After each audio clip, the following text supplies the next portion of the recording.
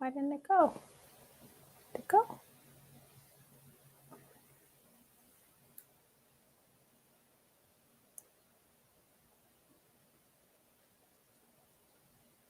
It doesn't have you live yet, right? Yeah, we're live. Oh my goodness. I'm sorry. My little button didn't go. Hello, world. Oh my goodness. Hello. Everyone's just staring at you now. I'm like, ladies and gentlemen, welcome to the show.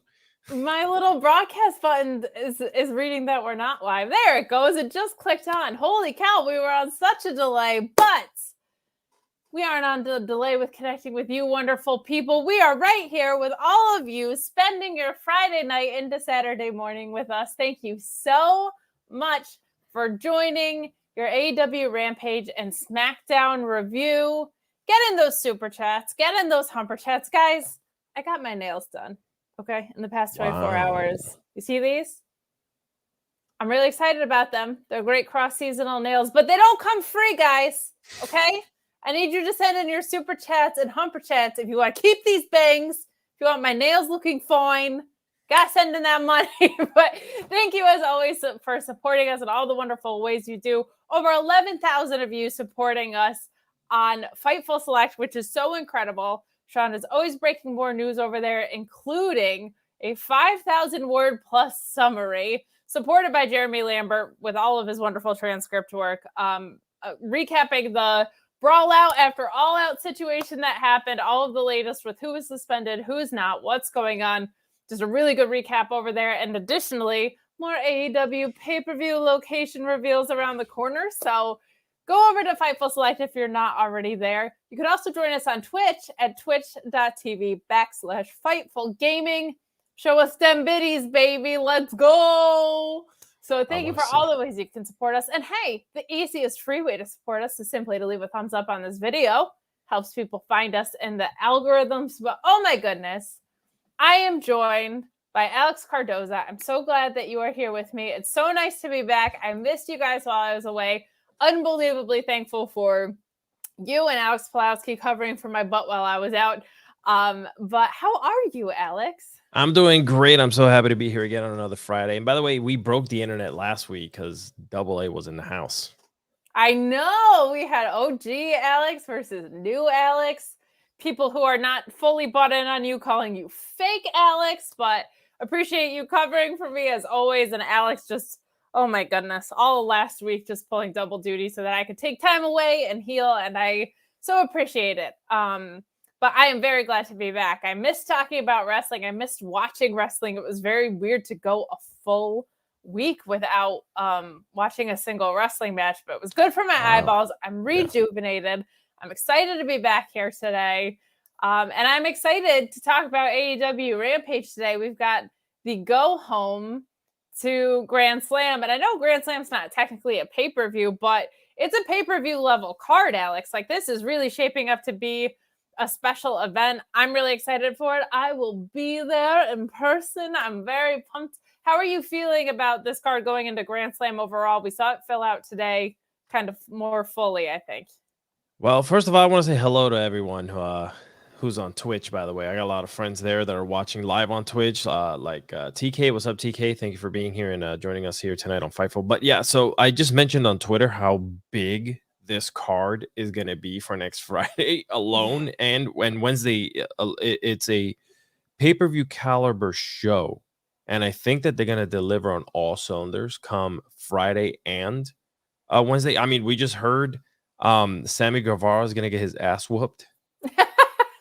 So by some strange man that lives in New York. I've never heard of him. Have you?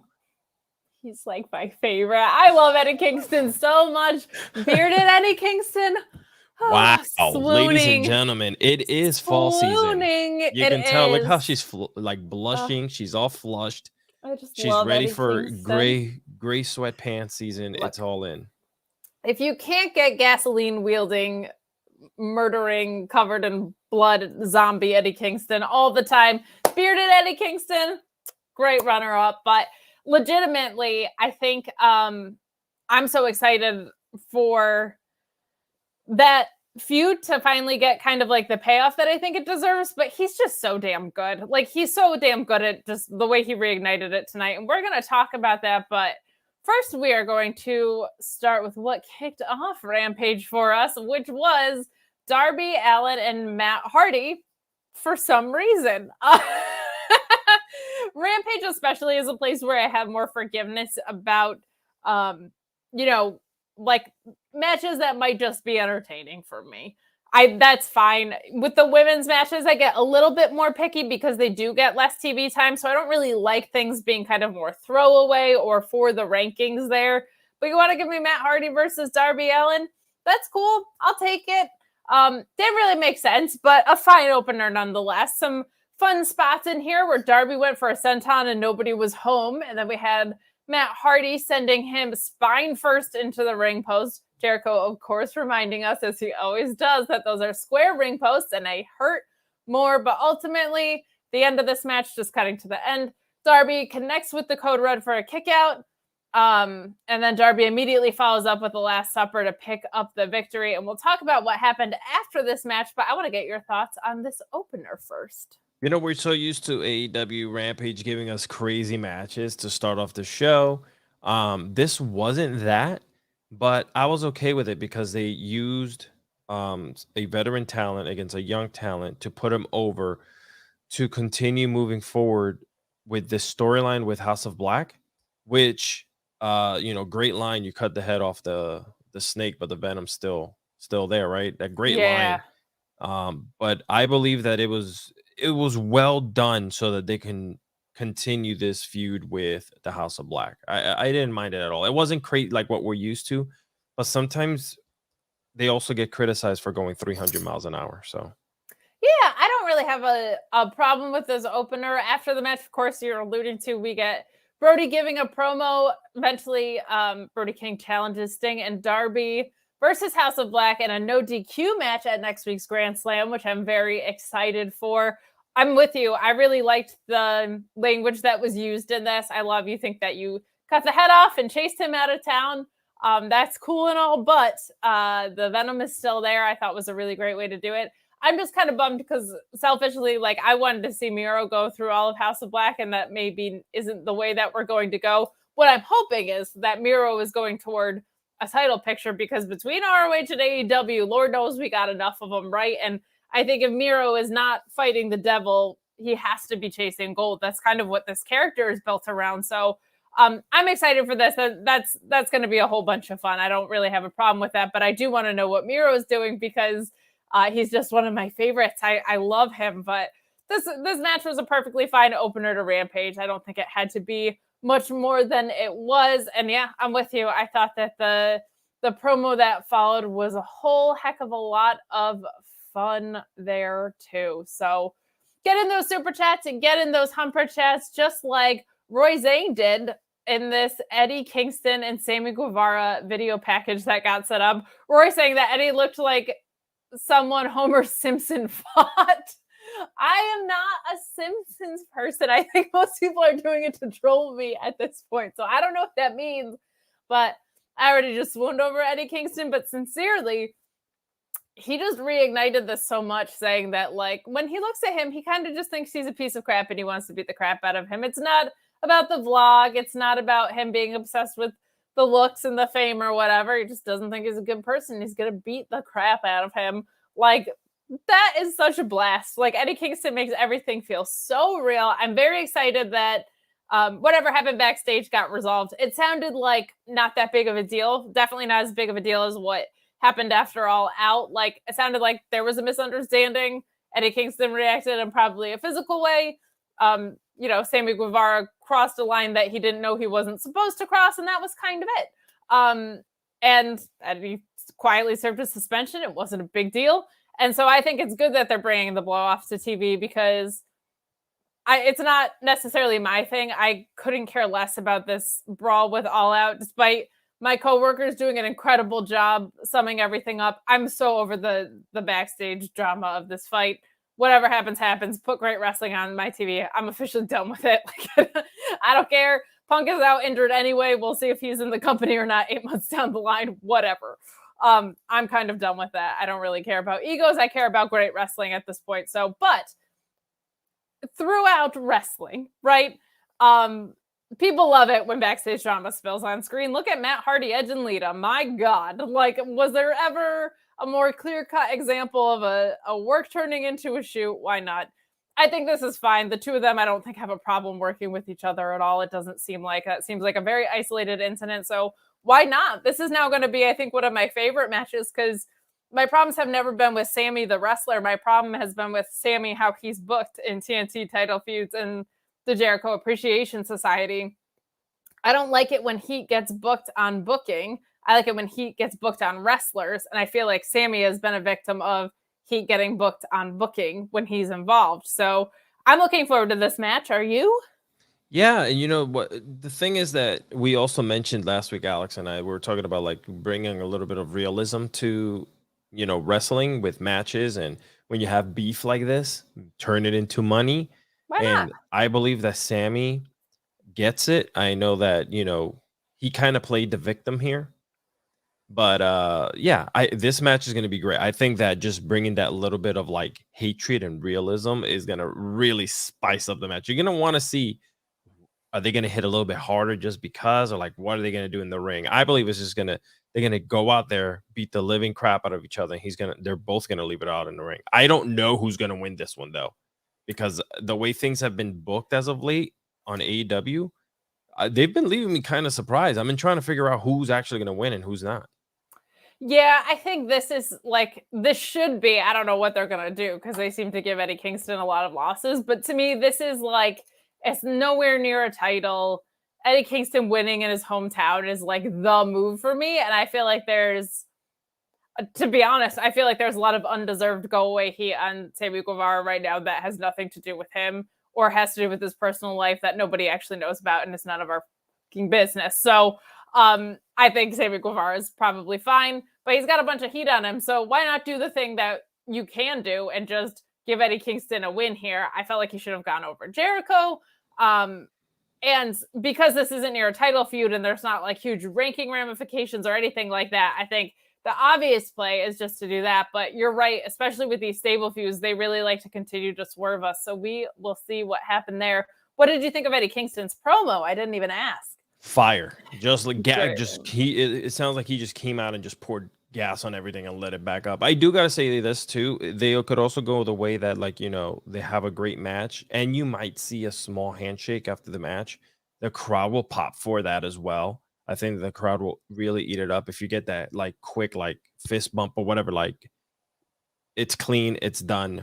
This is over. You're gonna go your way, I'm gonna go mine. You know what I'm saying? Because people know the reality of what was happening backstage. Yeah. And perhaps you see that little bit of a little fist bump or like a little handshake or something, And even if Eddie Kingston is the winner, he gets his flowers at his home.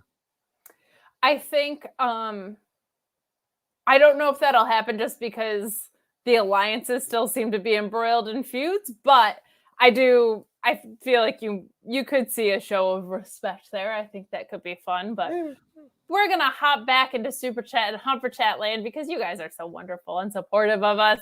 Matthew Plus, though, always the villain, saying 100% of the Super Chat's revenue is for Luis. I'll be honest, if I could give Super Chat revenue to Luis, I would. He works overtime. He works way too hard.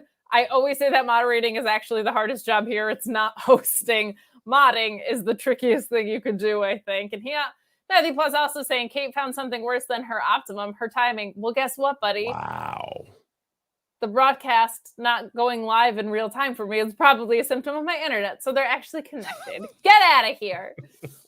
Jennifer chiming in via Humper Chat saying, welcome back, Kate. Thank you so much. We missed you, but thank you. Yes, thank you for the kind, warm wishes. We missed you, but glad you had time to rejuvenate. I'm very, very, very thankful to both my Wednesday night Mark Order podcast hosts and the Fightful crew, just without hesitation giving me the time and room to heal, and Sean specifically being so wonderfully supportive both financially and sending me these beautiful flowers that I have in the background here. So very appreciative to everybody at Fightful. Jimmy, to our financial founder, and just unbelievably committed to what we do here. Also, just going out of his way for me. I can't say enough about how wonderful this crew has been to me while I've been out and healing. And also, it was nice to have a week off. It made watching wrestling again a little bit more fun. I think my eyeballs had seen a lot of matches in a very short time. So, Jennifer also saying, "Hola, Alex. So happy you are here. Great night tonight. All the love to you both, and glad you are thriving." Well, thank you so much, Jennifer. What a wonderful message. We really appreciate your support and your kind words. Ryan Sullivan, speaking of my Mark Order co-host, saying, "Go, Alexis Cardoza, that mighty podcasting Alexis Cardoza." I love that. I'm going to turn that into a song. Amazing. Wonderful stuff from Power Ranger World. We'll talk about Alex's other projects, some that he has currently going on and some coming up that I'm very excited about at the end when we plug our stuff, but we appreciate it. JW Pringle chiming in saying, "Fake Alex is pretty okay. Watch out, the one true Alex may appear, like Beetlejuice. Say his name enough and he'll appear." I don't think it's so much saying his name as he might just, I mean, this Logan Paul situation is something that would drive Alex to be on every stream possible. So we'll see what happens tonight. But we will jump back into AEW Rampage World, talking about this Claudio promo with Y2J. This is something I really liked. I know Jericho is kind of polarizing for people. Jericho Appreciation Society, Jericho, I've mostly liked. The things that I haven't liked have been mostly on something that I feel like always happens with Jericho-led stables, where I feel like things just drag out a little bit too much. I don't think that's so much on him, but I actually thought this was really fantastic. Claudio coming out and saying that the Blackpool Combat Club is a symbol of excellence. Also talking about Wheeler Yuta losing his title to Daniel Garcia, but saying that losses are sometimes the best life lessons. And Jericho appears taking issue with the fact that he doesn't think that the Blackpool Combat Club is necessarily the mark of excellence. Look at the Jericho Appreciation Society. Look at everything they've done. Look at him fighting the best wrestlers and sports entertainers in the world. And he has won in so many other promotions. And now he's going for promotion number 8. He has not won in Ring of Honor. He wants the Ocho, which immediately made me think of the movie Dodgeball and ESPN 8, the Ocho. So I loved that promo even more. But I thought, what a fun feud to set up. I can't remember if we got Cesaro and Jericho in WWE, but I can't pull it off the top of my head, but Jericho versus Claudio is something I certainly want to see. They obviously have, history, even with Claudio's short time here in AEW. There was the Cesaro swing on top of the cage, which I think is a very, very memorable moment. And I just love this. This feels like a good motivation for Jericho to go after a title.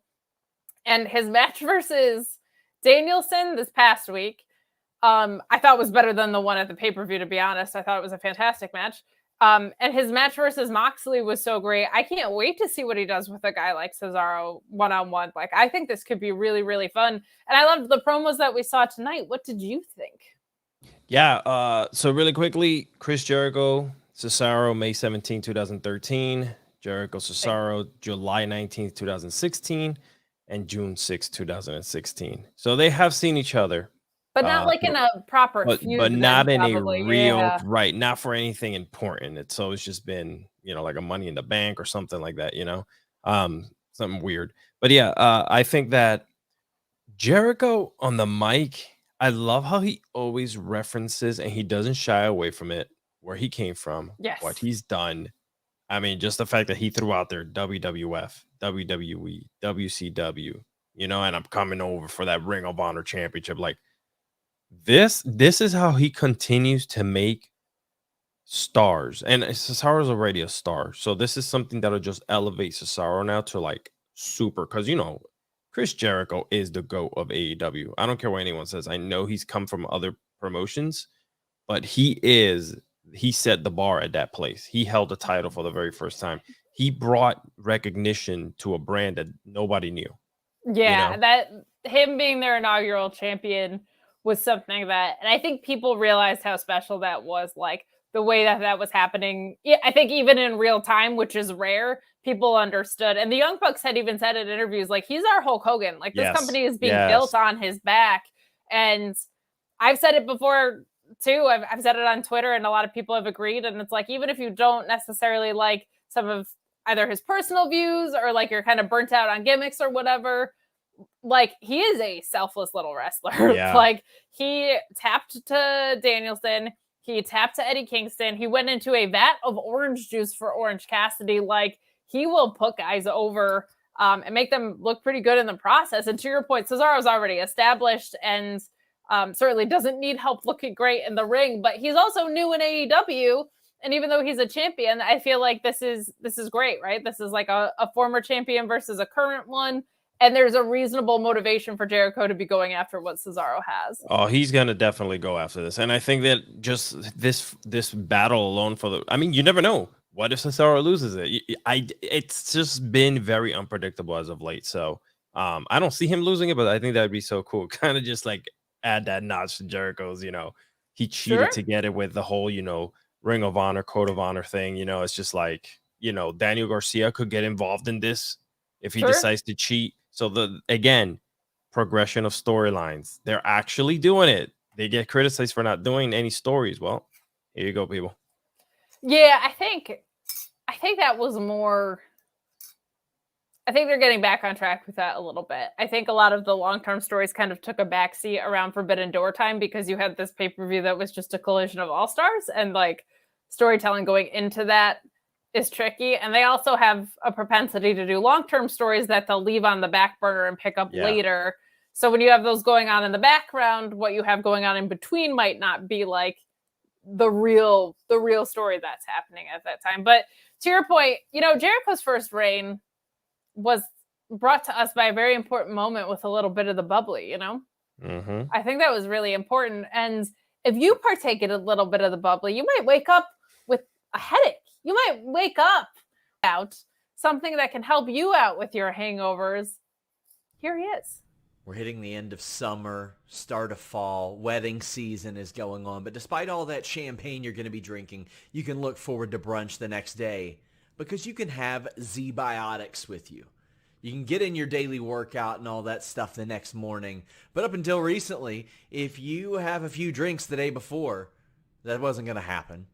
Now you can drink Z-Biotics before any alcohol and know you're going to be able to stick to your routine. You can bounce back the next day without any issues. Z-Biotics pre-alcohol probiotic is the world's first genetically engineered probiotic. It was invented by PhD scientists to tackle through rough mornings and drinking. Here's how it works.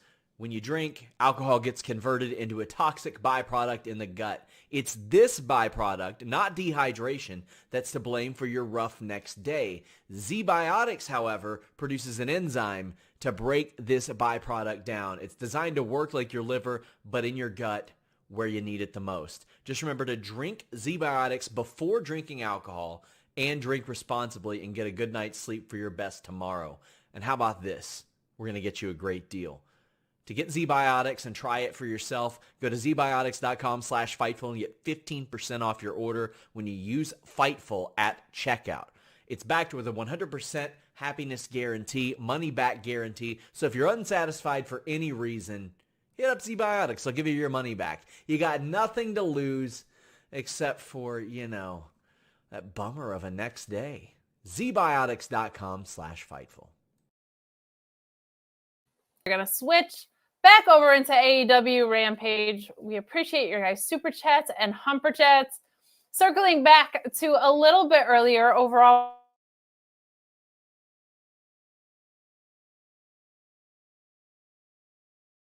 I'm not even going to try and say your last name because I'm going to screw it up. I'm so sorry, my dude. Miro versus Brody King is money.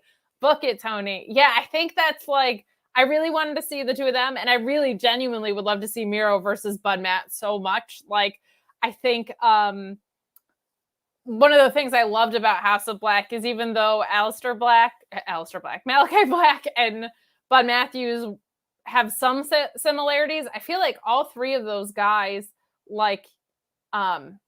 work differently enough that that's what made House of Black so interesting. So I think that's what I was hoping for, was like Miro going through all three of those guys. But I it seems like maybe we're not going to get it, but I will take this in replacement. We've also got Ronald Hollick chiming in saying, on the Grand Slam Dynamite, do you open with the tag titles and close with the AEW Championship? Or swap start with the AEW Championship and have the tag match close? Sorting out this card is not something that, like, I would want to fight. What do you think about this?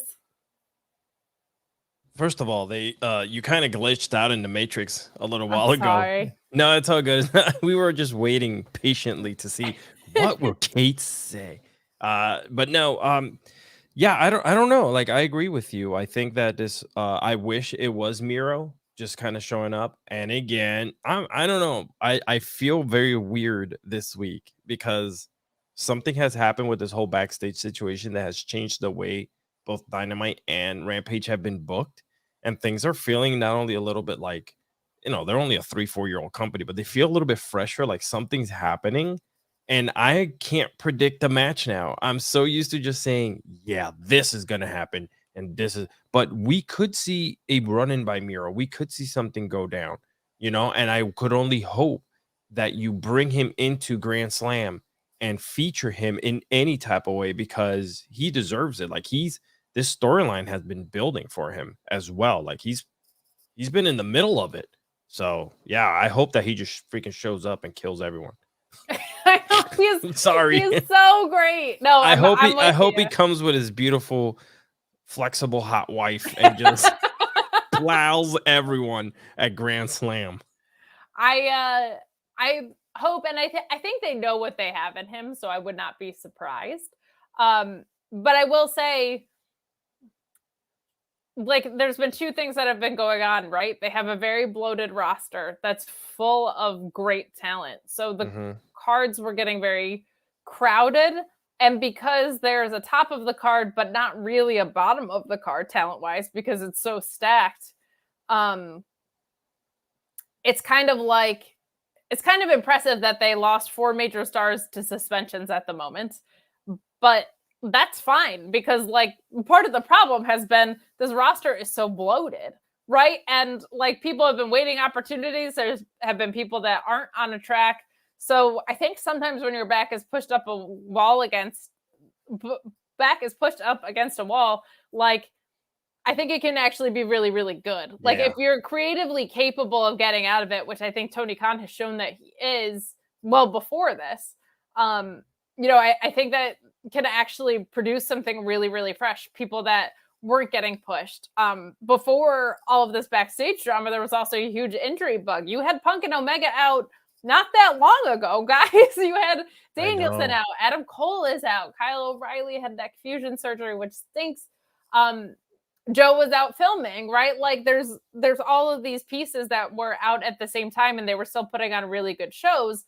So I think that it's not necessarily the worst thing because some of that talent that's maybe been like a little bit more stifled or unseen can fill those roles. I think you're seeing it with Ricky Starks happen right in front of your eyes. It makes me really happy to see that because there's a lot of people there that deserve shots that maybe they're just getting a little bit sooner than they would have otherwise. But well, I don't you think know about it. You think what about you it open with and close with.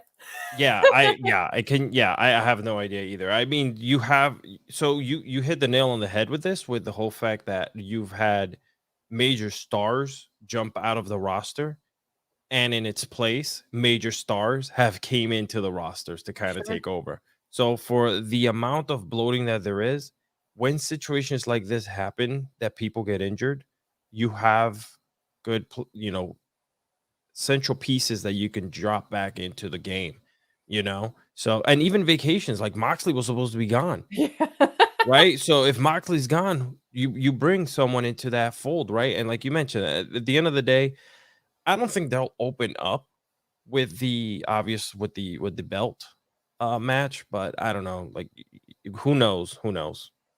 It is tricky to say. Then there is a 2-hour Rampage tacked onto the back of this, right? So, well, isn't Rampage is live, right? They're actually playing Rampage live on Friday for 2 hours. Really? Yeah, they did it last year. Oh, that's right. That's right. Okay. Yeah, they did the 2-hour special. Last year it was taped. I was there, sure? And I was tired. Okay. But yeah, my guess is they'll open with. They always like to open with. I feel like not always, but frequently with tag championships and stuff. Last year it was the dream match with Danielson and Omega, right? But my guess is that is they'll probably go with the tag match because they're always so high energy and fun. Maybe even trios matches. But I think there's a lot of ways you can go. I'm glad I don't have to figure out that challenge. That's a big one for Tony Khan. But I think some of the confusion probably about Rampage being live too is they are going to go live full time for like 6 months. I don't remember what the kickoff date is for that, but they are going to make Rampage a live show continuously, which I think is great news because their live Rampages always have a little bit more juice to them. But we will move right along to this Jade interview, which I was very glad to see what came out of this, especially as critical as I am of the AEW women's division, and specifically with Diamante. She's been working there for 3 years and is unsigned, which I find ridiculous. Very glad to see what happened with this segment.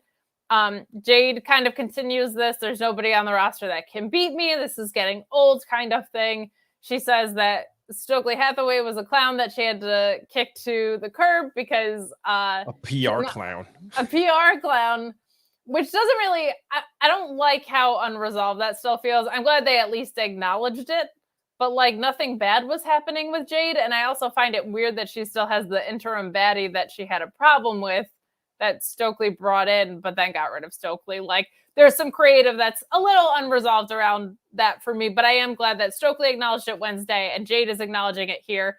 At least it's not like, where did he go? What's the deal kind of thing. It seems like they're setting up a return for Red Velvet here, but Diamante steps up and challenges her kind of in her hometown, which I love to see. And Diamante's, I feel like, came in and then they had some bigger signings that just kind of overshadowed her and she just got pushed off into Dark. So I'm glad she's getting this title shot because she's been doing some great work on Dark. Like there's no need for her to not be a TV talent. I think she's plenty capable of being a TV talent. So yeah, the chat pointing out that her last match on Dynamite was in 2020. So I'm very excited for her. I think this is great. The only thing I don't like is this feels very predictable. It seems like Jade is just going to run through people until she probably gets to 50-0 and Chris Statlander returns. Like that seems to be the handwriting on the wall, but very glad that Diamante will be featured in a prominent spot. How are you feeling about this? The problem with Jade is that she's so overpowering. She's a beast, dude. You look at Jade, she's like 7'3", 250, pure muscle. She can break you in half, both man and woman alike. So for me, it's like, yeah, you could put her up. You could put her up against these two great women, and you could put her up against 3 great women. She just looks so overbearing. Who is gonna take Jade down? The problem with AEW is they don't have that like big, strong, like a Raquel Rodriguez, who comes in and she's, she can show her strength with her. I don't know. Like I just think like you, she's just gonna steamroll through them until she gets to like Goldberg's record 250-0 or something. Yeah, I also have felt I really feel like they should have just put the belt on Athena. Like I feel like there's such a good story. If it's supposed to eventually transition to Chris Statlander, which I think is the plan, I think that it would have made more sense to give it to Athena or have her have some open challenges, put on some incredible matches. I think she's looked so good in the ring since coming to AEW. And there's still a story right there for you between Chris Statlander and Athena. I don't know why they felt the need to keep it on Jade, just because I feel like we've gotten everything we're going to get out of this Jade reign. But maybe they'll surprise me. Who knows? Maybe there'll be some dissension in the baddies that'll get us there or whatever. But I just read. It served its purpose. Like I feel like Jade is now a bona fide star on the roster, and that was the purpose of this title reign. So, I would have preferred that that happened. So I think they're going to stall this out till 50-0, and Chris Statlander is healthy to come back. Yeah, and somebody just mentioned, what do you do with Jade if she loses? Very easy. You start prepping her for the world title run that she's going to have to chase for a while, and then you put the TBS championship on a Statlander, on an Athena, and you continue to build that title with different amazing women that are there. So yeah. Yeah, I agree. And the super chat also saying that the answer was Statlander, but she got injured. I think that's the problem. I think sometimes if I have a booking criticism of Tony Khan, that seems to be the most overarching. It's sometimes he doesn't like to strike while the iron's hot. He likes to stick to his game plan, which is also overall probably a strength. But in this case, I think it would have been better to have someone transitional. I think it was going to be Statlander. Statlander got injury, and they're going to wait for her to come back from that injury. So I think that, I don't know. I think they're going to stick to that, but we're just going to have to wait a really long time to get it. So I'm not like super thrilled about that, but excited enough for that match. We got the N and the H chiming in saying after the Diamante tease with Jade, the baddest bitch 305. If Trina doesn't show up, I will be quite disappointed. We are getting Action Bronson at Arthur Ashe and Lil Scrappy a few weeks ago, so who knows? I'm intrigued to see who that New Yorker could be. I always think Diamante is from New York, probably because she's like so with LAX in my brain still a little bit, but she's from Miami. I'm like so off on that. But there's a lot of people that are in the area that could possibly be. It'll be interesting to see who they choose, but I'm looking forward to finding that out.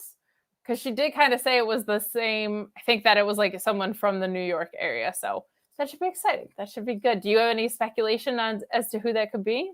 I was so baffled by that promo. I was like, who? And like I can't even put together who it would be. Red Velvet's not from the Northeast, I don't think, right? No. Because that would be really cool if she like came back on the other side, but I don't know who it's gonna be. That should be interesting. No, she's from Miami too, actually. So, if they were going to did she say the 305? She did mention the 305. Oh, if it's from the 305, maybe it is Red Velvet then. Okay. Yeah, she did. So most likely, yeah. So that's what led me to think it could be Red Velvet because she was like that 305 from that bitch from the 305. I'm like, whoa. Okay, but I didn't put at first. I was just like, Red Velvet, really? Like, she's the size of one of her arms. Jade's gonna kill everyone. At the same time, like your Danielsons can beat your Braun Strowmans, right? Like I don't have an issue with the size. No, you're right. But I just feel I guess that's just in my head. I love Jade. Like I'm in love with Jade. So like I want Jade is like get in line, buddy. Everybody. You know what I'm saying? She can break me and I'll be happy. You guys are so funny with that. It's like Wardlow with everybody wanting to get powerbombed by Wardlow on the straight lady side. She can step on me any day. Payne Carter saying if Layla Hirsch is healthy, and ready before Chris, I'd give it to her and let Statlander take it off of her. Layla was doing great work before she got injured. That's such a bummer. Luis reminding us that Red Velvet is not from Florida. She's from your mama's kitchen, which I appreciate. Cyclops is better than Wolverine saying Velvet is from my mama's kitchen, so she's from Baltimore. So it's really kind of more like a meta thing of like wherever your mama's kitchen is from, which I like. So staying in line with some women's wrestling, we move on to Penelope Ford with Kip Sabian defeating Willow Nightingale. I love Willow Nightingale so much. I thought this match was pretty fun. Again, kind of random. I do have a little bit more of an issue with it being random when it's the women again, just because they don't get a lot of storylines. So I don't like things that are just mashed together, but they are clearly trying to build up Penelope Ford in some respect. I'm guessing for Jade, we haven't seen her, but Penelope Ford versus Toni Storm could be a lot of fun and a full-on feud. I just love Willow so much. There's a really nice sequence in here where she hit a really big scoop slam for a near fall into a diving crossbody that I really liked that spot. But cutting to the end of this, Willow connects with the pounce. I miss Caprice Coleman on the call with that one. But Willow takes the straps off as she gets ready for the backslide for a quick kick out. Then Penelope Ford connects with a pump kick to the face, followed by a leg trip. And the Indian Deathlock submission as Willow is forced to tap. I thought this was great. Penelope, I feel like, has some consistency issues, but since coming back, she's looked pretty good, like pretty strong in the ring. And I'm so in love with Willow Nightingale. I'm waiting for her to get that graphic. She has merch on AEW or shopaew.com. So I think the handwriting is on the wall Wow, what a particular way for her to freeze. I feel so bad. There we go. I'm back. Yay, but I agree with you, Kate. Give me that. Give me that Willow graphic. That's all I was saying was how much I love Willow. That's usually what I'm talking about. So. Yeah, no. Oh no, and did she just leave and she's redoing her internet? I don't know. We'll see. But yes, I enjoyed that. Is she gonna come back, guys? What do you think? I'm reading the chat here. I know the glitch in the matrix. I'm reading the chat with y'all right now. She always disappears. I have a feeling that Optimum just does not like her at all. 1 gig. 1 gig. That's what that gets you. Cutting out multiple times in the broadcast. That's crazy. Nonsense. But anyway. She pays by the minute, by the way. So sometimes that's right. her minutes Willow are Nightingale is so great she broke my internet. That's what we were saying. So what did you think of this match? Anytime I could have Penelope Ford on my screen, I'm happy. I always thought that she was a work in progress. Sure. You know, and I told you this 2 weeks ago. She's shown how she can really be a great athlete in the ring. She did extremely well with Willow. Willow's a tough good chemistry. Chick, you know what I'm saying? But they killed it tonight. And again, another rando match, but just to be able to see the women on TV and showcase and get better on national television as opposed to a dark, I love it. So yeah. Yeah, I will take it. I thought it was good. I just wish there was more of a story here, but I will take that. And then Kate got Internet Explorer Wi-Fi. I'm sorry. Oh my Kate. God. It's that I have literally no other option. That absolutely kills me with it. But moving into our main event, I love the main event, but I also love the promos that we got going into this with your boy, Smart Mark Sterling, who I actually really liked here. I thought this was really good. He's kind of picking on Samoa Joe for being away on vacation. And while Samoa Joe was on vacation, his clients were getting better. And I liked this because I liked what it set up.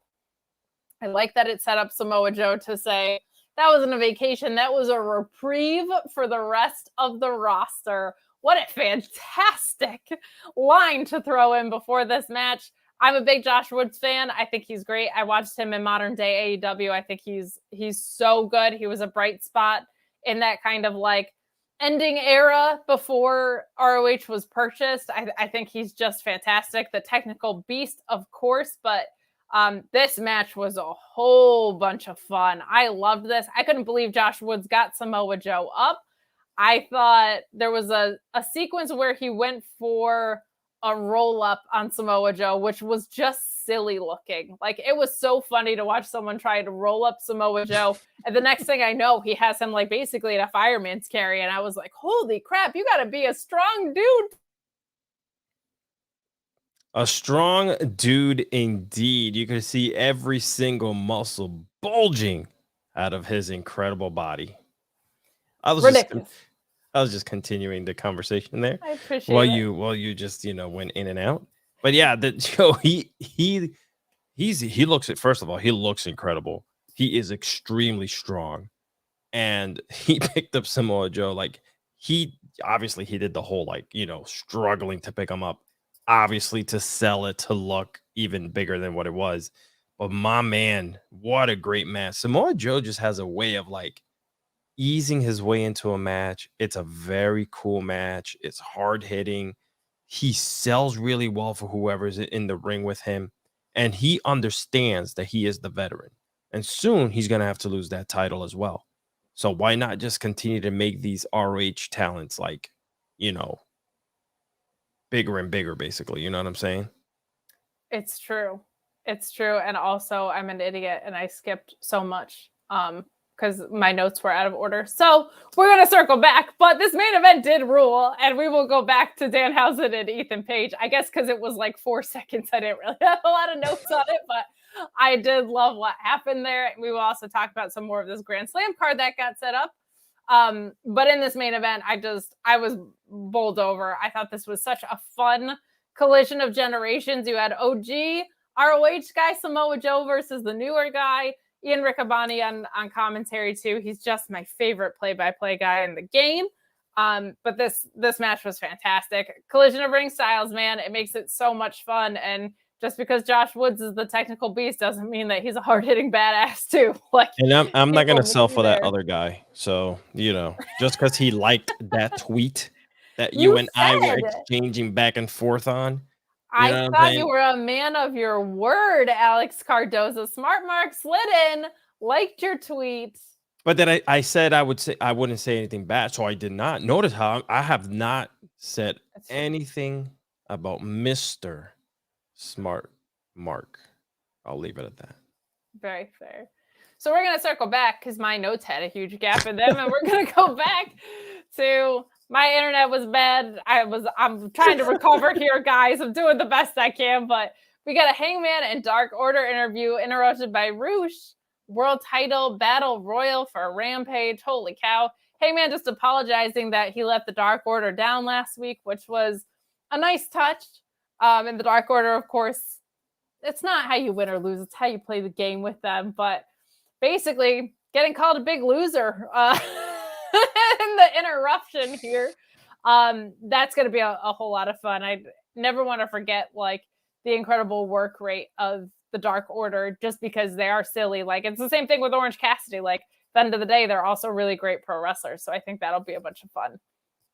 I would only hope that one day they all turn on Hangman and beat the living Christ out of him so he can resurrect himself and go with with the elite. Just join back with them. Who cares? I think just mesh it all up. And I'll tell you why. I really miss the creepy perverts. For some reason, I really do. I have so many questions about you as a person now.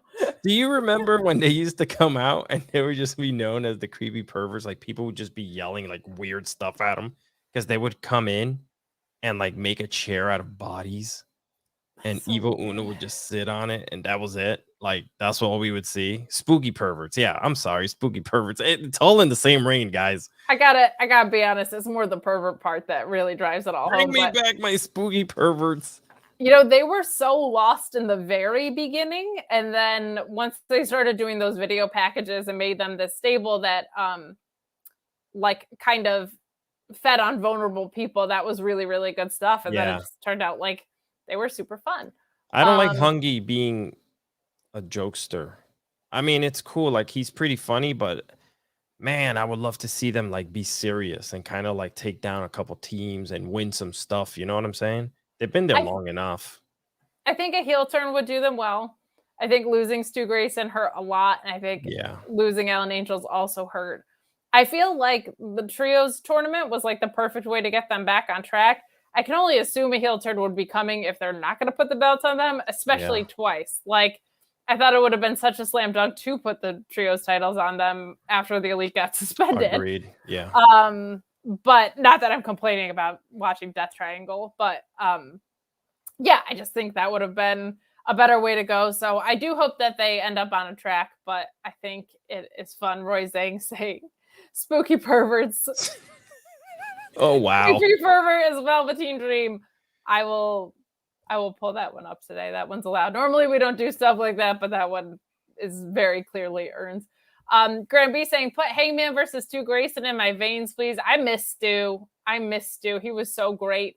And I'm sure he will either end up back in AEW or do wonderful things in WWE because he's that level talent. Like, he's really, really good. Tom LaValle saying, hey, Alex, what did Roosh say? He called him a dirty dog. He was dirty come dog. Perro. It's D-Stray Feel. What a pop for, I don't oh, that's your name. I'm sorry. Wow. Brain, final chord. D-Stray Fiel. D-Stray Fiel. Okay, we'll let you handle that one because it's prettier. What do you say? What a pop for Danhausen. So, yes, let's go back to this all-ego squash of Danhausen. What an absolutely fun little setup for this. Luigi Primo, who I can only assume is the reason that AEW popped that huge rating. Like, what a fun setup last week. Him kicking out the pizza man to get to Danhausen here. Tom LaValle saying, Kate may not care about egos, referencing my brawl out, not giving a crap about egos before, but I care about all ego. That's one ego I care about. I love me some Ethan Page. his match versus Danhausen was so well agented, and plus we got Willow tonight, and she rules. It's true. It was a fun little Rampage tonight. This was super fun, and it was well agented. Like, Danhausen is such a blast, and I think it's because we're not really super overkilled on characters like him, so it's fun when we have him running around like that. Do you have any thoughts on this match? He was, of course, accompanied by Stokely Hathaway as well. Yeah, it's just one of those, like, whatever. At least they're like building onto something. So, and it's cool to see Ethan Page actually be a real wrestler again, and not just like be up in the stands or referencing talk about how he boom hoo, nobody books me in any matches. It's good to see him take the matches and be a part of them, and build himself to wherever the hell he's going with this. Yeah, and like, this is such a good example of, and I've said this before, but like, Ethan Page is not someone who needs someone to talk for him. Yep. Dan Lambert taking the mic out of his hands was criminal to me. And with Scorpio Sky getting hurt, I feel like there was such a great payoff in Scorpio Sky versus Ethan Page that we never ended up getting, right? So this is a really great path for him. I think Stokely as a manager is such a good call for him, because he can cut his own promos, and sometimes Stokely can speak for him, and sometimes they're supporting MJF. But Stokely's managerial presence on a show is a lot different than a guy like your boy Smart Mark or whatever. Like, he is a pay window guy. He's there to make money. He's there to have his clients win so that he can make more money. And I love managers like that. It feels very old school to me. I think it's the most valuable a manager can be, but that's the kind of guy that Ethan Page should be paired with, not so much like a Dan Lambert. I don't think he needs to be paired with anybody, but I think there's a lot of money in him and Stokely Hathaway working together for sure. Yeah, I think, listen, let them work themselves to whatever they're going to. Like this, what I am seeing a lot now on Twitter and everyone else is like, oh, this person should go back here, or everyone should just go back to NXT black and gold, white and gold, whatever.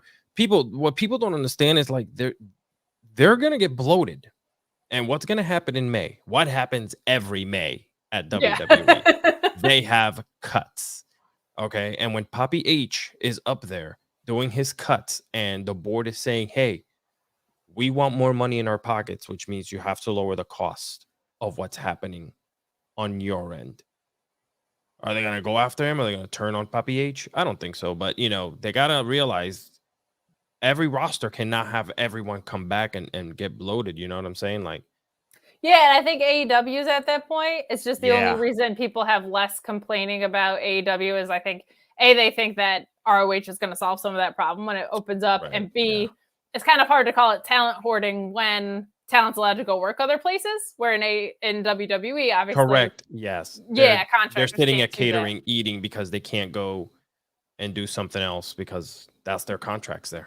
Exactly. So, hey, I'm excited about Grand Slam. It's not a pay-per-view, but darn it feels like one. And if you are purchasing a pay-per-view, you might want to find a sneaky little way to get a discount. You might want to appear as if you're out of the country. You might want to be taking a trip to Lithuania, you know what I mean? And the best way to take a trip out of town is with our friends at NordVPN. And Sean Ross Sapp is here to tell you all about them. NordVPN.com/Fightful. Block online trackers, annoying pop-up ads. Unlock geo-blocked content. Maybe you missed the WWE Network. Maybe you want that AEW Plus. Maybe you want to subscribe to overseas services so you can get UFC pay-per-views at a reduced rate. Well, NordVPN.com/Fightful allows you to do that. And you can do it with 4 months for free with that link. Not only that, you get your 30-day money-back guarantee as well, just in case you don't like it for any reason. It works on all of your devices, so you can do this stuff wherever you are. Maybe you're on that unsecured Wi-Fi at the airport, the hotel. It can be dangerous. Your info is at risk, but you can still gain access to all that stuff. Check out all of your favorite shows, or maybe shows you haven't discovered before, with NordVPN.com/Fightful, now with multiple tiers, so you can get whatever services that you want. NordVPN.com/Fightful. There you go. Hang out with our friends at NordVPN. They made a huge investment in us. Hit them up on Twitter, even if you're not interested in a VPN. Just let them know, because they put a lot of trusted money in us, and we always like for them to know that, you guys are finding out about us, them through us. We appreciate that so much. And I did also just want to take a minute in the show here because it is Hispanic Heritage Month, and that got acknowledged a couple of points during the evening, but because it's underway and because we have you here and we have Luis here, I just wanted to take a moment to acknowledge that. And if you wanted to talk about Hispanic wrestling or your heritage in general, I just wanted to leave a window for that because it's fun when we have opportunities, especially as a white girl, that I can hand over a platform to somebody else. I'm always talking about women's wrestling and women's issues that pertain to it. So I would be happy to give you the floor about this for a little bit. You have just about all the same problems as we all do right now with women and being controlled on what they can do. But no, listen, I thank you so much. I appreciate that. And just the little things that I want to say is just like, I'm a Latino who was born in Puerto Rico and raised in Puerto Rico. I came to the States. I went into the United States military to give my country that I, lived in something. I ended up in a war. I had a college scholarship for musical theater and drama. So I was in theater. I sang, I acted, I danced. So I did all that stuff, but I just felt like maybe that wasn't going to get me anywhere. And I really loved the entertainment business and wrestling. And I watched Carlitos Colon in Puerto Rico fight Ric Flair and everyone with my grandfather. So I've been watching wrestling for a very long time. For me, the opportunity to be here on Fightful, and a company that I have seen and I've seen grown and I've followed for many, many years, a long time now. For me to be on this side of things with you, Kate, and just talking wrestling whenever I'm allowed to come on here, and then, afforded the opportunity to have a show on Fightful Overbooked and bring my heritage and who I am onto that. I think it's really cool because like women, we Latinos are still climbing that ladder, to try to get somewhere and have a voice be heard. So yeah, it's cool. Thank you for the opportunity again to be here and for me to say what I just said to everyone who's watching and listening. Yeah, of course. And it's fun to, I know it's a really big priority to Sean is to have women, to have Hispanic people, to have Black people, to have we have handicapped people in certain aspects of what we do. And I know that's something that he values is getting different perspectives. And I don't know if you've noticed, but there are a lot of white guys talking about wrestling in the world. So that's something that Sean prioritizes and something that I'm super thankful for. So I felt like I would have certainly been remiss if I didn't take a moment to acknowledge that with you, because I think that's something that's really important. So, and our moderator, Luis, of course, also, who is always steering the ship for us, also of Hispanic heritage. So I mean, hey, listen, I'm part of a lot of podcast companies and stuff like that. iHeartMedia, who I work for, they didn't have a Latin section. I worked there because they opened up a Latin section, and we're now one of the top I want to say slates of iHeartMedia. Like, we're killing it on that end. So it's just like, yeah, that rules. Let's just do it. Let's just freaking take over the world, all of us together. Absolutely. And of course, Alex, not the only Hispanic member of Fightful. Of course, we have Denise Salcedo, and just keep an eye out and support Hispanic wrestlers and Hispanic wrestling talent and Hispanic wrestling podcasters across the board. It's always nice to kind of acknowledge that, like, in all of this, as silly as wrestling is, as we have wrestling vampires and dinosaurs on television all the time, like, it is an art form, and representation is something that's important. And so we try to, I know Sean, it's really important to him that we kind of keep that on the forefront. So Ricardo the Dream saying, Fightful Select is $5. People get on board. Please do. I said, we appreciate you guys hanging out in the chat. You can hang out with over 11,000 people on Fightful Select. Just an absolutely insane number that nobody ever thought we would get. OG Alex had a very vivid memory of what happened when they got to 800 members on Fightful Select and how big of a deal that felt like. So to be where we are is absolutely nuts, but we are going to go ahead and throw it over to SmackDown, which, speaking of OG Alex, I know he was just so excited for what got set up over here. But before we dive into that right away, Orion Ben saying Hispanic Heritage Month, where is Legado? I'm kind of okay with them taking their time with Legado if it means they're going to enter into something that's meaningful. Because I don't think they would have just pulled them out of NXT without some sort of plan.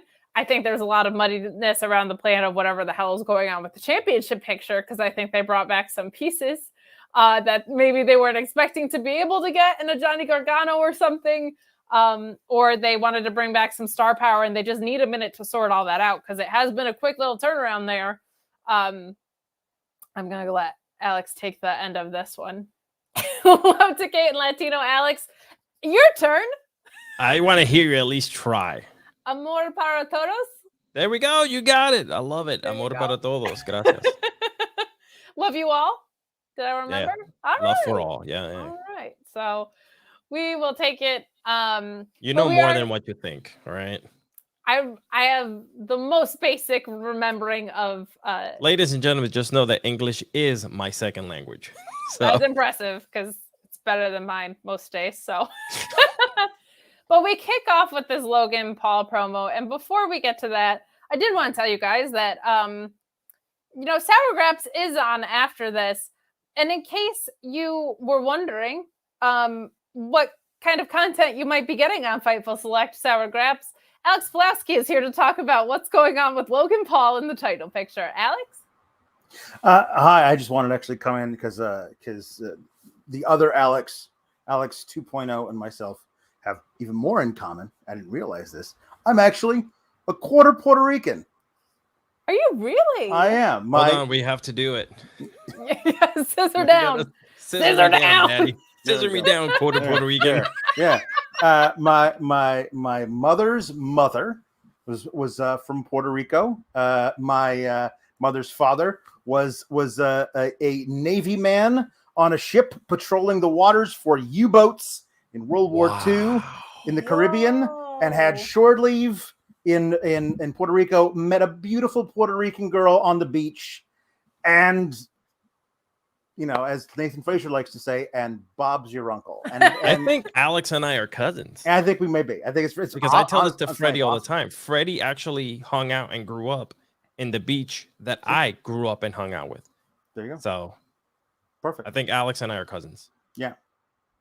Was there anything else I was going to talk about? I forget. Logan Paul. Oh, Logan. right. God. The end of the business. Here's the deal. It was funny because I remember this happening like recently. There was a story that was being bandied about how WWE felt like they had a problem.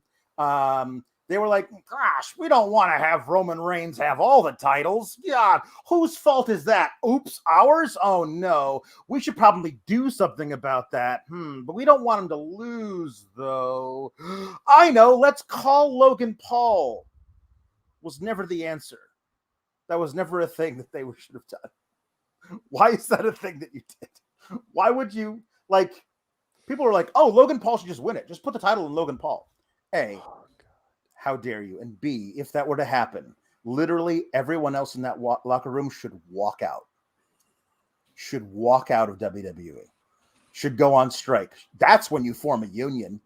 That's when you form a friggin' union. When you bring in the YouTuber who wants to be a boxer and you say, put the big titles on this guy, we'll have beat the most important guy in all of wrestling. Yeah, that's the time when you walk. Preach, Daddy. Drew McIntyre should sue the WWE for $1 billion if they decide to put the titles on Logan Paul in Saudi Arabia instead of Drew McIntyre in his home nation. That's somebody please tell me you got a screenshot of that. That was beautiful. Anyway, I have things to say. And really quickly before we this brings me to my corny moment of the week.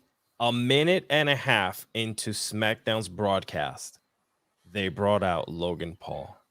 And I said, there's a man who skipped over everyone in NXT that's been busting their ass and on NXT Level Up and whatever it's called, and completely all of a sudden overtook the entire main roster and now is fighting the champion of the World Wrestling Entertainment. I mean, Like at Saudi Arabia. People are. I mean, I saw something like, well, it should just be like, bell rings, spear, pin, over. Like that would be my booking of it. But I know this. It needs to be by a magnitude of 10, the shortest title defense that Roman Reigns has had since he's been champion. By a magnitude of whatever it is, like divide it by 10, and that's the shortest match. So if it's 2 minutes, that's fine. But that's otherwise you're actively burying everyone else on your roster who's ever had a title shot. Anyone who ever gets to have a title shot, you're actively burying everybody who has spent their entire life working toward this goal. You're burying all of them and everything you are saying to them and their hard work. You don't matter because we think we might be able to pry a few bucks out of a few casuals. That is disgusting behavior. It's a disgusting way to treat the people who work for you. I know they're just independent contractors and not employees, but this would be a really great way to get everybody to rally around the cause of maybe becoming employees as opposed to just independent contractors, because you are telling everyone in that locker room, you don't matter. That's not the way to run a company or a business. It's awful. David Arquette 2.0, maybe? I did love this. I loved when the moon hits your eye like a big pizza pie, like Luigi Primo might make.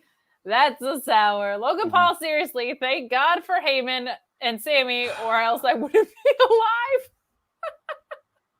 We're going to talk about the actual content of the promo, but overall, I mostly agree with you, Alex. The only thing that I kind of get about it is they were obviously going to do this, and doing it in Saudi Arabia, I have mixed feelings about for a lot of reasons, but like from a morals and ethics aside reason, I like not a lot happens storyline progression wise there in like an overwhelmingly consequential way. I feel like it's more like a showcase of like of stuff like this, right? Like it's not work rate matches that happen there, except for like Seth Rollins and Edge was great, but like I kind of, if you're gonna do it, I get doing it. But my other frustration is you just brought back all these new guys. You just refreshed the slate of who can come up there.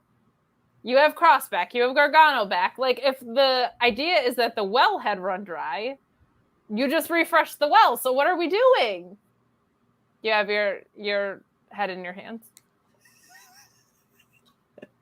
If you're gonna do it, why is that a foregone conclusion? Why is everybody acting as though like, oh, this was always going to happen since SummerSlam? We were always going to do this. Like the first time I heard anything about it was like 2 days ago when Logan Paul popped off on his own podcast. Like, if you're going to do it, you should do it here. How about you just don't do it? I agree with that. Just at all. How about just don't do it at all? And also the whole thing, I keep hearing about this because people like to say, Saudi shows are non-canon. Didn't they just fucking do? Didn't they just do the Elimination Chamber in Saudi Arabia, which put the title, if I'm not mistaken, back on Brock? So we got here in the first place with Roman Reigns having 2 titles.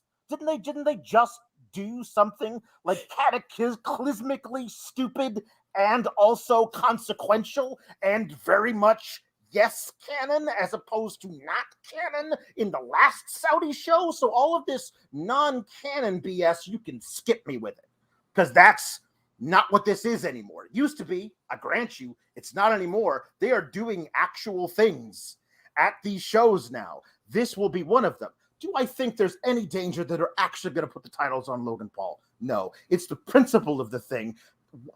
He is 1-0 career in singles wrestling matches, and it was against The Miz. How the hell does this guy have a title match versus Roman Reigns when a bunch of other guys don't?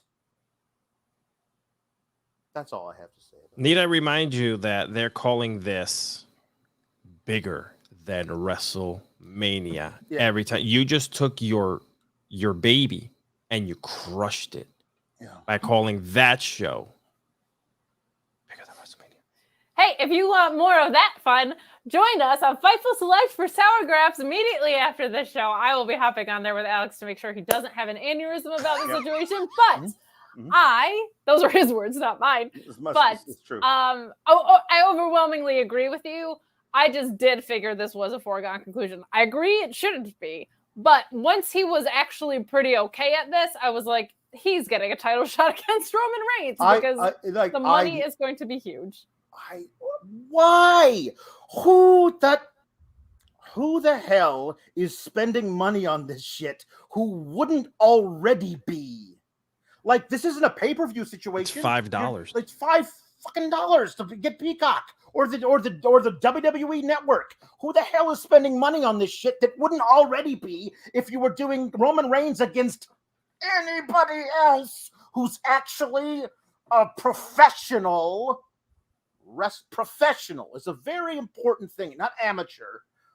Professional wrestler, somebody who's worked their entire lives to be in this particular spot. Yes, I did put my camera extra close to me for this very reason. This particular spot in their careers that they are almost at the point where they get a title match against the most protected wrestler in the entire business, and they get leapfrogged by a douche with a successful YouTube channel.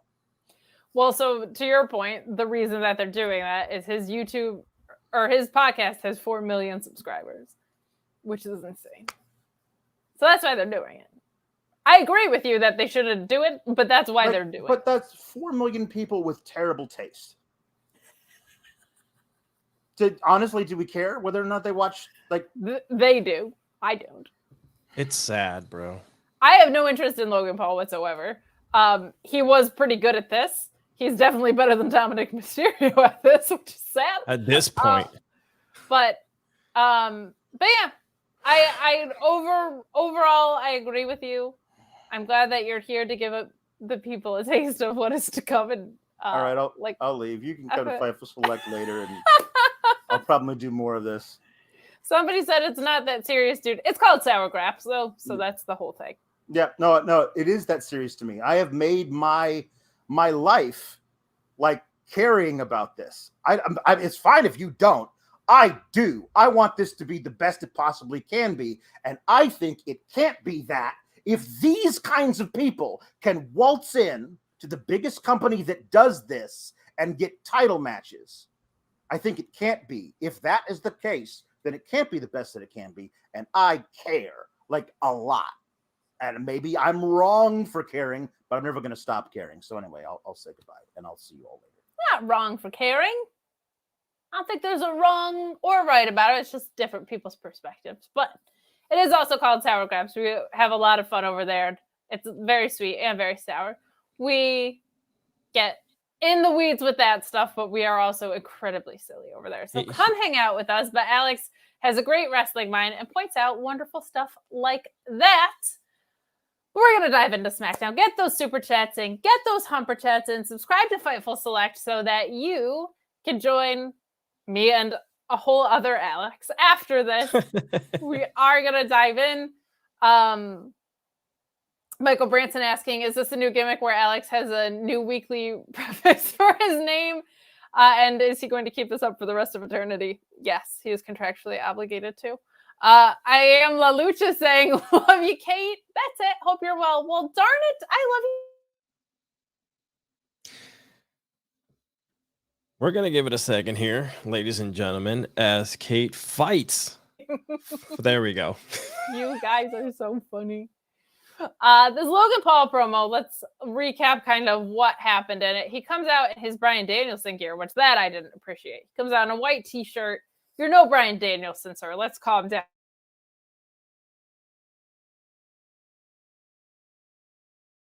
It's Kate versus they basically Optimum. went to a draw, and he gets interrupted by a returning Paul Heyman, which was music to my ears as well. Heyman brings up his brother Jake and says he's basically an idiot for trying to take out Anderson Silva, which I agree with. And Paul Heyman says that's kind of the equivalent here of what Logan Paul is trying to do to Roman Reigns. It's like equally as stupid. Eventually, Solo Sikoa starts to make his way down to the ring. Sami Zayn is trying to calm everything down. He's a friend of everybody. And Paul eventually says that he could beat Paul Heyman down before Solo Sikoa makes it to the ring. We're clearly on the road to Roman Reigns versus Paul. I don't want to see it. I don't particularly care. I get from a business perspective why they're doing it. I just keep going back to, if the argument was like the well is dry on who Roman has beat, we just got a whole new well. We have Karrion Kross. We have Johnny Gargano returning. Like, there's other people now that you've refreshed. And you were also kind of re-hinting at this thing with Kevin Owens. So I'm not really sure what that's about. Alex, you seem to be kind of on the same side as OG Alex of not really being so interested in this either. I really don't really care. Like, I don't understand what was the money grab, what was the cash grab, what was the contract. Like, it makes no sense.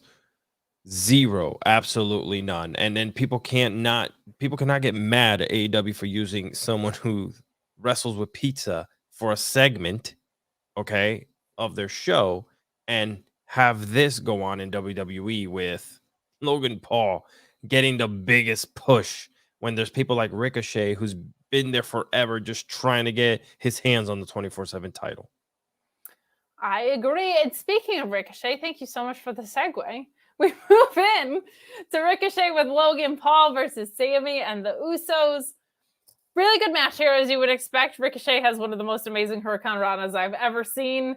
Some spots in here, the big heat spot, I guess, being that Paul distracts the ref and prevents Sammy from winning with the blue Thunderbomb.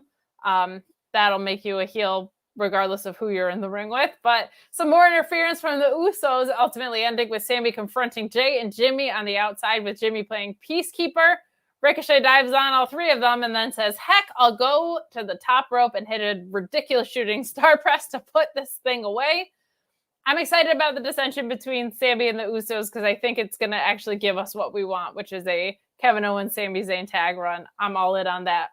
What did you think of this match and the implications? Yeah, I agree with you as well. I think that this is all, obviously, the bigger storyline here is the Sami Zayn, right? That's really what this is and where it's going to go when they eventually turn on him. And you're right, when KO comes to the rescue. KO's been hinting at it every single interview, every time he's on TV. Whatever he gets a chance, he calls him stupid and dumb and you know what's about to happen. You know, he's kind of like foreshadowing it. So I think it'll be cool. I think it's going to be fun. Other than that, I don't know. It's just how long can they go on with the honorary Us line, you know? Oh my God. It's so funny though. Sami It Zayn is. It's incredibly hilarious to see him in the ring. He steals the show in all of these. Also, Logan Paul may have 4 million subscribers, but everybody in our chat is talking about Luigi Primo, and that makes me very happy. Go support him. Go follow him on Twitter. It cracks me up that we're all talking about the pizza guy instead of Logan Paul, because we have our priorities here at Fightful. So a great match. The dissension continues. I think it made sense. I'm glad to see Ricochet getting more TV time in the Triple H era. I would like to see him on a track towards the title in the Triple H era, or at least some sort of title feud. Doesn't have to be the main one. Him versus Bobby Lashley could be fun. Him versus, we've seen him versus Gunther, but if that title changes hands at some point, that could be a whole bunch of fun too. So give me some more Ricochet. I think putting him in a tag team would be a great idea as well too. So. Yeah. But we move along to a Karrion Kross video package, and Drew responds later in the show. But Kross saying that he thinks about the sounds that Drew made while he choked him out. Which you might call corny. Other people might call horny. Just, whoa, what is going on here? Creepy pervert. Yeah, you could join the Dark Order with that. And Drew responds later saying that he's obsessed with these countdowns with all of his TikTok nonsense, but the countdown that he needs to be concerned about is the 3, 2, 1. I didn't have a problem with either of these. Yeah. I like this version of Drew so much better than what we were getting. Like, he sounds like a human being again. I will take it. He does. I mean, he still sounds a little corny, but I mean, with the whole countdown, 3, 2. I'm like, oh, please don't do that ever again. No one would ever say that for Rio in a fight.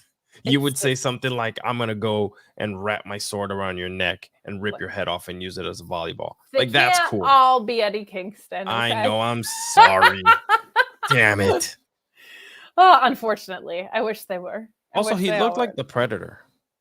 I put that on Twitter. Oh my God, yeah. He today with the way they framed him on camera and had him that up close, he looked like the Predator from Prey. Yeah, I can see that. I'm in on You that. look mean. Looping back to the Logan Paul promo, Ricardo the Dream saying, with what the pet is, wow, unfortunate switch up there. With what the Fed is paying him, expect more Paul. Yeah, I think he's probably getting paid very well for not that many appearances. That's a very fair point. This is kind of what these Saudi Arabia shows are. So I'm not stunned by it. I just don't care that much, but I will be hopeful that the match is pretty good. Roy Zhang chiming in saying WrestleMania is 39. This is more like disowning your adult kid to buy a new car for your mistress. You guys are funny. This is Ricochet with Sami Zayn match. Jordan Miller chiming in via Humperchat, humperchats.com, saying fantasy booking idea. Sami gets kicked out of the bloodline. Then he goes to other factions trying to fit in.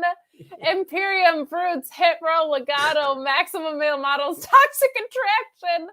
Then finally KO extends a helping hand and they go on and beat the Usos. Okay, I like that idea, but I want all of that to happen in like 2 episodes. I think that would be so funny if it happened so quickly. But I think what you're going to get is a sincere moment of Kevin Owens picking him up. And I think that'll be great too. But that's a very fun fantasy booking idea. I love that. We also got a reference, I think it was here, to PWG. Like, he did say it, yeah. Yeah, I'm just loving hearing Michael Cole sound like a person, that acknowledging wrestling outside of their ecosystem. And PWG is about as far as they're probably going to go. I don't think they have like a lot of GCW history or anything, but I absolutely loved it. By the way, they mentioned Sammy just basically taking the old Billy Kay gimmick when Billy Kay was, they were putting her with every single tag team. Going around with her resume was such a blast. Shout out to Orion for that. Made me laugh. On this Karrion Kross promo, we have official Misfit Gamer sending in Twitch bits, which we appreciate. We love that. Also noting that White Rabbit was Karrion Kross's gimmick in Lucha Underground. I did not know that. Oh. I don't think I even knew he was in Lucha Underground. That's interesting. And official Misfit Gamer saying WWE played Jefferson Airplane White Rabbit during a commercial break with the arena lights off. Thoughts on that? I don't really have a ton of thoughts on that because I don't know a ton about that. I would assume they'd have to be paying Tony Khan, maybe.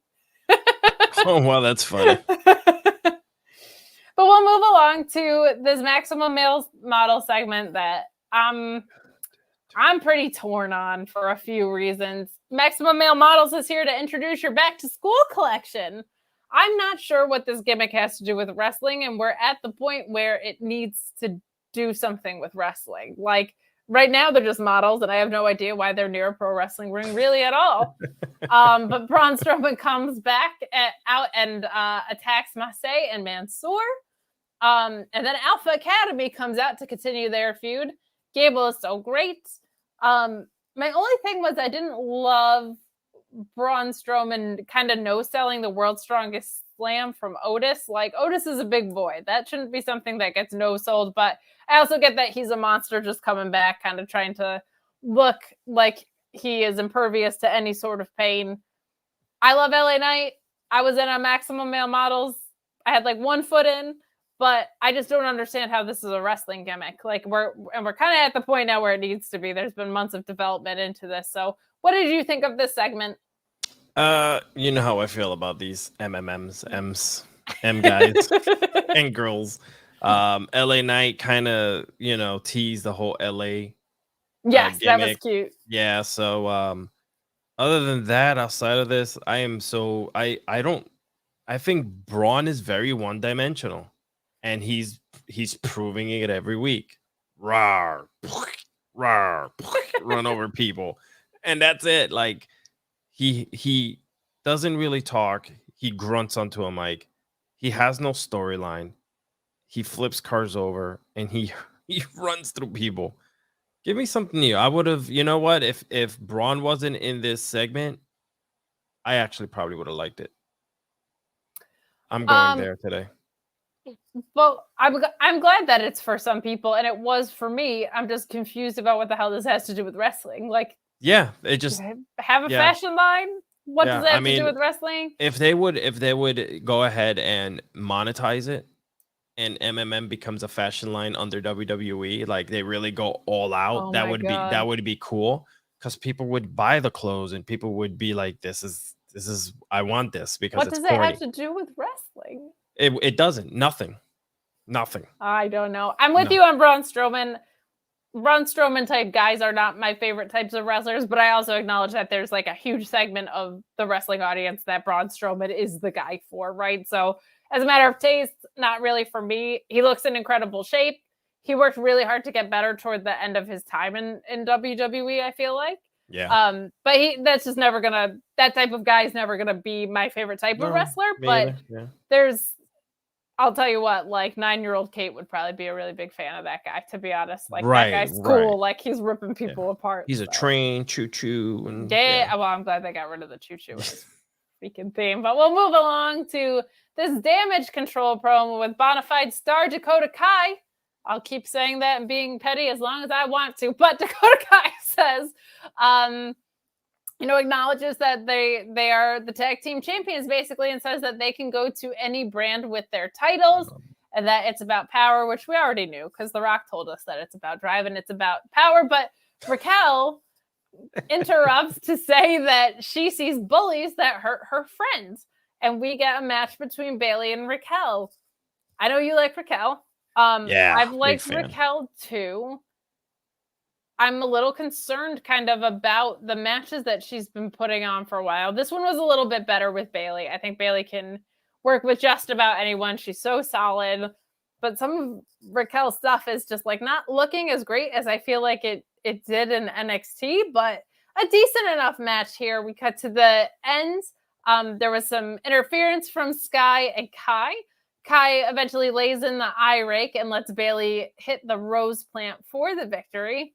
And then Shotzi comes out for reasons. They hated each other like 5 weeks ago. Yeah. So I'm confused about it. I actually like the pairing of Raquel and Shotzi, but they're going to have to do a lot of creative work about, Raquel just came out and said Aaliyah was her friend. So they're still on good terms. So why the hell does Shotzi care? I'm glad if you were on Fightful Select, you heard that her tank was returning. Which is the most important thing in the world. But I just don't understand Shotzi coming out here. I like the duo. I don't know how long Aaliyah's out, but Raquel just said Aaliyah's still her friend, and Shotzi came out and they hated each other like 4 to 6 weeks ago. So not quite sure about that. What did you think about the promo, the match, and the post-match antics? Yeah, so I think that, like you just said, there's some rough spots with her. She's a big girl. She's like Jade, where she has to kind of unfortunately, she has to come down a level when it comes to her matches. Unless like Bayley, she stood toe to toe with Bayley in there, But other than that, I don't know what Shotzi, was it last year or the year before, did the whole Halloween Havoc thing? Yeah. And they're gonna be putting a rocket on her soon, because I'm gonna assume that she's gonna do it again this year, especially since Halloween Havoc is gonna be an actual pay-per-view, not a free thing on TV. So maybe they're doing this for a reason, where she comes and helps Raquel, and then you see, I don't know, do we see Aaliyah coming back and being jealous of this? Do we see that type of storyline happening now? Unfortunately, that catty petty storyline that they always like to go back to. I hope not. Boring. But we'll see. We'll see. This one is very hard to predict as to what's going on, because I didn't understand why she came out there. No, and they're gonna have to bridge that gap, because it was just like not that long ago. It made no sense. Yeah, it made no sense at all. So actually, maybe it did, to show that she's a baby face now, as opposed to being a heel, right? Like she's changed her ways. you get a tank back, you are yeah, if you get a so. tank, you're a good person. Yeah, that's how it goes. So. Yeah. But we move along to the Bloodline hyping up Solo Sikoa, which was fun. And Solo Sikoa versus Madcap Moss. This match really lost the crowd. So I don't know what they weren't seeing. I think it was just a pacing thing. Like there was just like a little bit of chemistry that wasn't there necessarily. Like they're both really good wrestlers, especially Sikoa.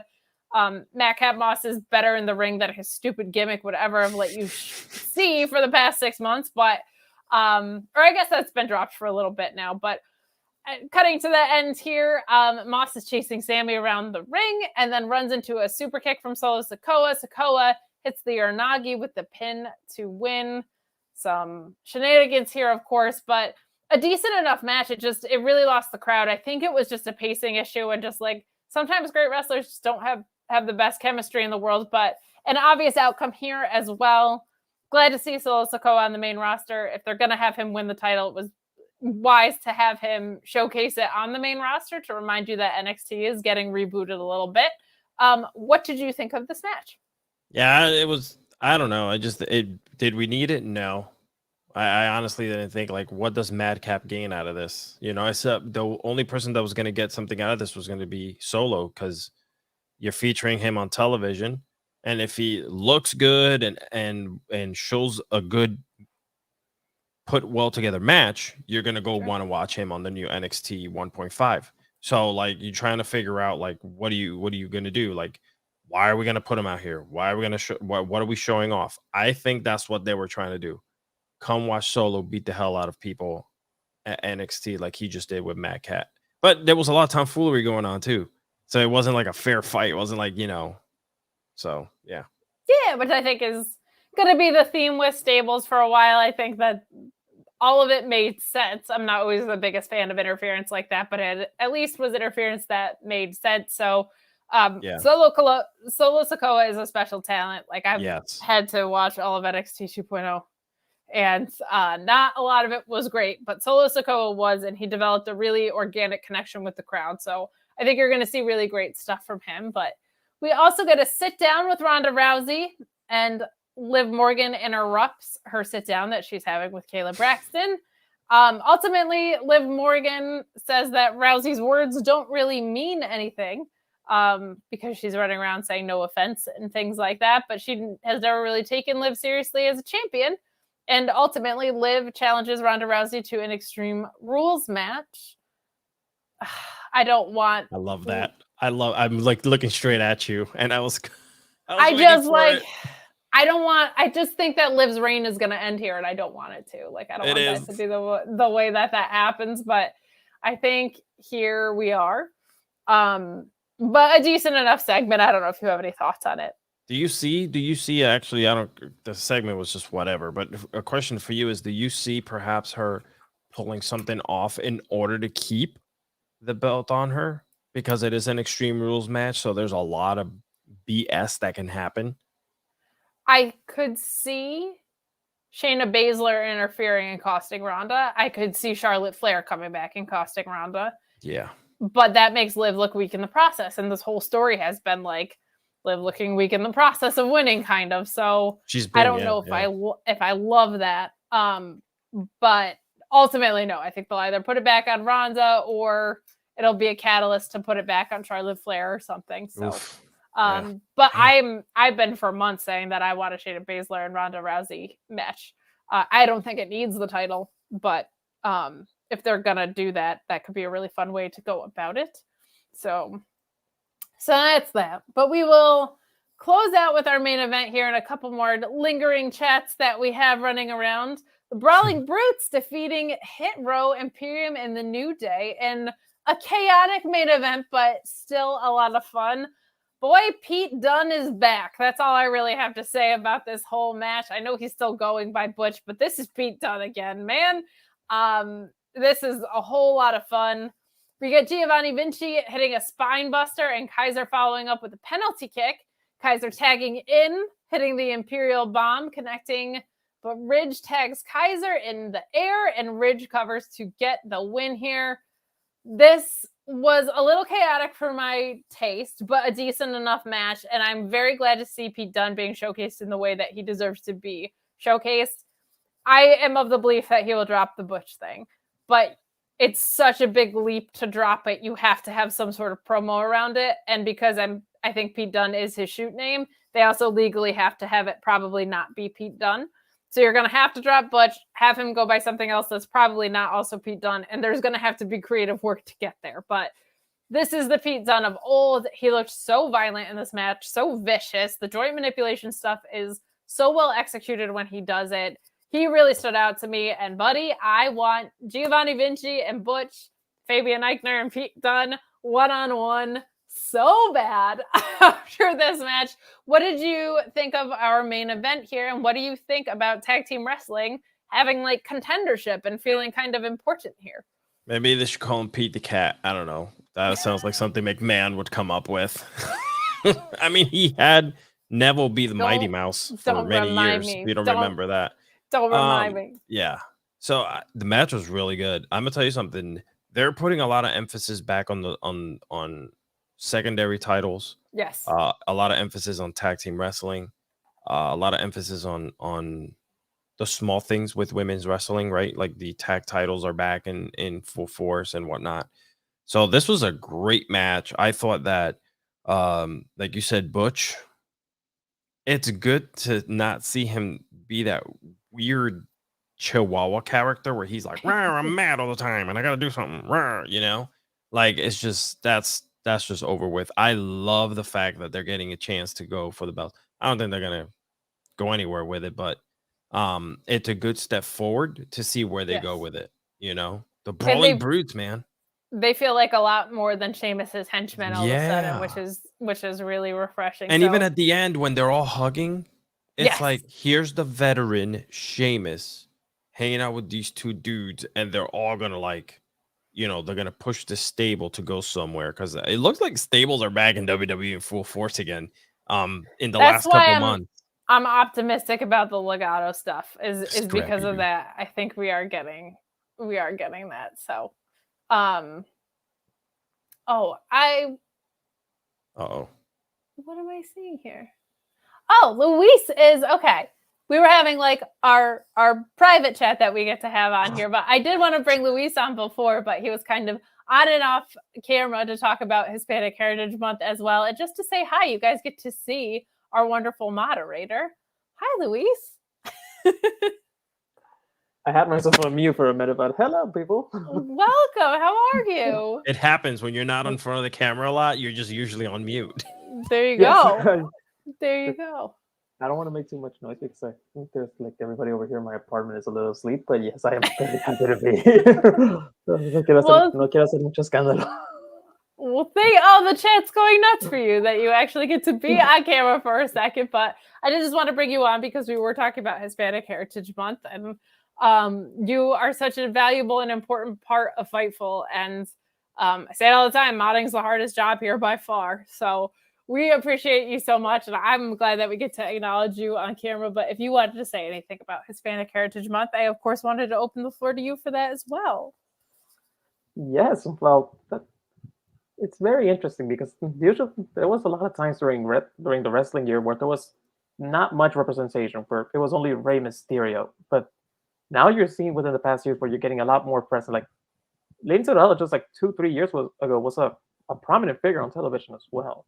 And now we have Eddie Kingston, we have Bayley, we have Raquel. Legal's going to come in at some point as well. So, and that's just the main broadcast television. Let alone forgetting the independence. That is awesome. And the fact that I get to be also a part of a. I'm sorry, you can tell that I haven't had enough water today. But yes. But yes, also the fact that I get to work on the website, I also focuses a lot on. Thank you, everybody. This is the one. Thank you, Ali. Yes, but yes, the fact that I also get to work on a website also focuses a lot on diversity and basically focusing on giving everyone a voice is just awesome. It's just the pleasure to also be a part of this wonderful part. Yeah, it does kind of rule, doesn't it? we're all very, very blessed that that's made a priority at Fightful. It makes me really happy, and I'm glad that we get to do stuff like this too. Oh, we have a request, a very important one coming in from Phil Felice saying, "Luis, shoot on SRS. This is a safe space. Shoot away on Sean, buddy. This isn't boring white guy month." I got nothing bad to say. Honestly, he's been been nice to me. Other than LEC saying Luis is a draw. Damn right. Thank you. Pops up 4 more thumbs up for Luis. We love it. Please leave those thumbs up. But thank you so much for coming on here. We don't always get you on this side of the camera, but you do such an incredible job making all of this possible for us. So I'm glad that we got to have you on here. Thank you so much for joining in. My pleasure. Thank you very much. You're welcome. Yeah. You can also happy Mexican Independence Day as well. It's yes, oh my gosh, yeah. Which is not May 5th, people. Yeah, it's not Cinco de Mayo. It's September the 16th. Everybody makes that confusion, but I just got to clarify as well. Well, thank you. So we are going to wrap up here since that was your main event. A couple lingering super chats and humper chats. Also, Sarah has started on Select. If you liked Alex's rage from before, there's plenty more over there. And I'm going to go and try and talk him off the ledge a little bit in a moment. But we did have Graham B saying, "Hello, Fightful. Did Tej wrestle today?" He did not, but I really did love him and Stokely Hathaway's hug and the no-sell that he gave him on Wednesday. That was such a blast. But Grand Slam should be a lot of fun. This weekend should be a lot of fun. And darn it, I will plug myself and say that this weekend, tomorrow, in fact, I am doing commentary. And she's gone, but she'll be back talking like if she never disappeared. Louise, check this out. Ready? I'm going to be here just there. 2 more minutes? 2 more minutes, Optimum? You couldn't give me 2 more minutes to wrap up and get the hell out of here? Thanks, Optimum. I was trying to plug myself, Optimum. I'm at Excite Wrestling doing commentary in upstate New York. You can follow along on twitch.tv/Excite Wrestling with no E, only the X, of course. You can also catch me Tuesdays with Alex Pulowski doing Sour Graps, the NXT post show. Obviously, Fridays right here, and Wednesdays at the Mark Order Podcast, talking all things All Elite. Luis, you want to plug yourself? And then we'll give Alex a second too. Sure, yes. You can follow me on Twitter at the Luis Pulido. And you can also see me moderating almost every show on a weekly basis, and also doing the live coverage for Rampage, Smackdown, and NXT, and Impact Wrestling as well. So, yes. I'm here almost every week. Before my internet craps out one more time, Alex, you have so much going on. Tell the people I have nothing. I am a boring old man, and I sit at home all day doing nothing and sending memes to Kate. You have a brand new show launching on Fightful Overbooked, yes, young man. Ladies and gentlemen, all of my links are on alexiscardoza.com. It's a small little baby website with all of my links for everything. But yes, I do have a brand new show debuting next month here on Fightful Overbooked. Well, not here, but on Fightful Overbooked. Part of the Fightful family, obviously. It's called In Case I Missed It. And we're going to be talking about, obviously, the wrestling business, entertainment, comic books, and throw a little bit of extra stuff in there. And I'm obviously going to be having some guests from Fightful, like Kate. Hopefully, if she comes through, I have Absolutely Maggie booked. She already said no. And you never know who's going to drop by, because I do have a nice Rolodex of friends that would like to drop in and come over and bring some of the talk on there. So yeah, that should be fun. Dropping. Next month. I'm not name dropping anybody. Like, you guys are the best. Have a safe and wonderful wrestling filled weekend, whatever you're doing, wherever you're going. We appreciate you. Thank you so much for joining us. Go over to Fightful Select and subscribe. So much more coming out of there every day, always, all the time. Have a great weekend. We're out.